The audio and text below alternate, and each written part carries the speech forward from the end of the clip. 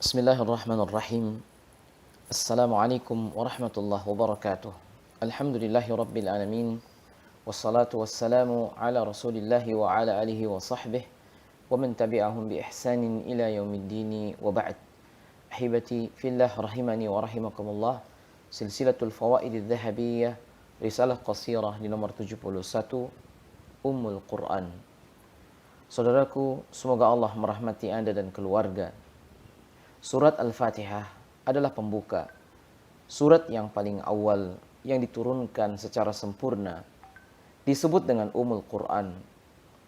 Artinya kembalinya sesuatu kepada Al-Quran. Dia adalah surat yang paling agung dan merupakan sab'ul mathani atau 7 ayat yang berulang. Nabi SAW pernah bersabda, "Aku akan mengajarimu satu surat yang paling agung dalam Al-Quran."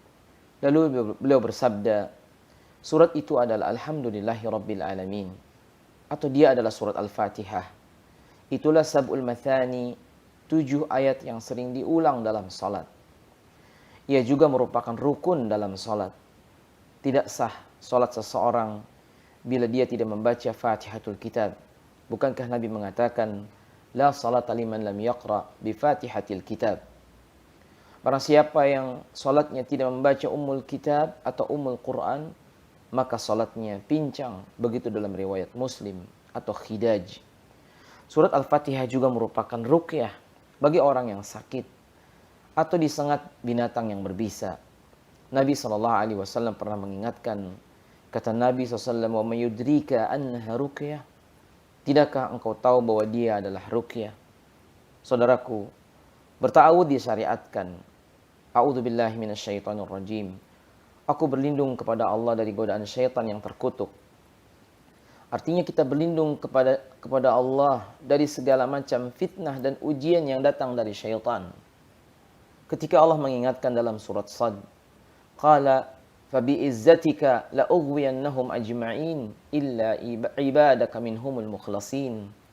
Katanya, demi kemuliaanmu sesungguhnya aku akan menyesatkan, kata syaitan, seluruh manusia dan juga hamba-hamba engkau, kecuali mereka-mereka hamba-hambamu yang ikhlas atau mereka-mereka yang engkau pilih, diberikan keikhlasan. Begitulah janji syaitan.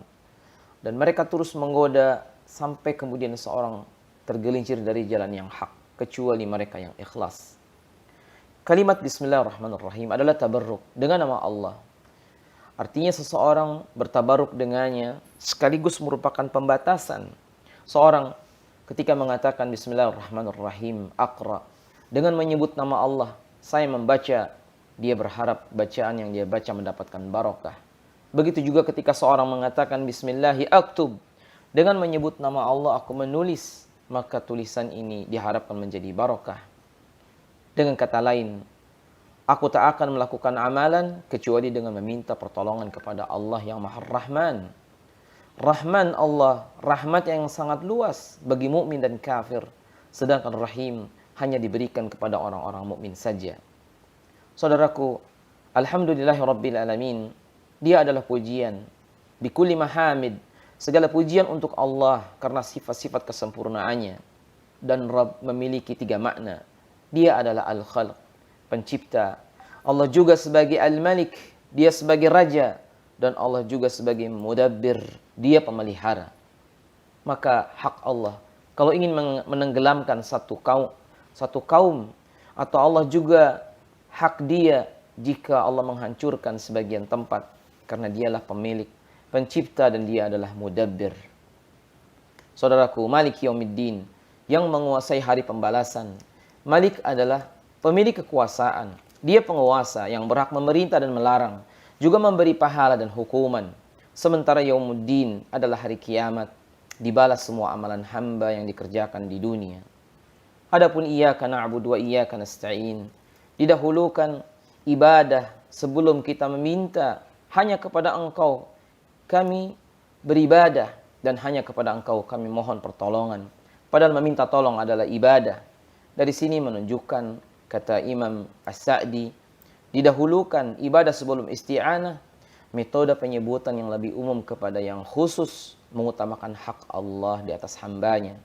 Ihdinas siratal mustaqim. Tunjuki kami jalan yang lurus. Bimbinglah dan berikan taufik kepada kami untuk meniti siratal mustaqim. Jalan yang menyampaikan ke surga. Berbeda antara sirat dengan tariq. Sirat dia adalah mustaqim, lurus.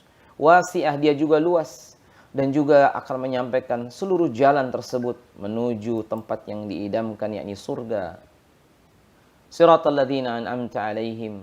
Jalan orang-orang yang Engkau berikan nikmat di atas mereka. Para nabi. Kemudian orang-orang yang siddiq atau jujur dan benar. Dan juga orang-orang syuhada. Serta mereka orang-orang saleh sepanjang zaman. Ghairil maghdubi alaihim waladhdallin. Bukan jalan orang yang dimurkai. Dan bukan jalan orang-orang yang sesat. Al-maghdub yang dimurkai adalah orang-orang yang tahu kebenaran tapi tidak tahu mengamalkan, sebagaimana orang-orang Yahudi. Sedangkan ad-dhalin, orang yang sesat, orang yang tidak mengamalkan kebenaran karena kebodohan dan kesesatan, seperti orang-orang Nasrani.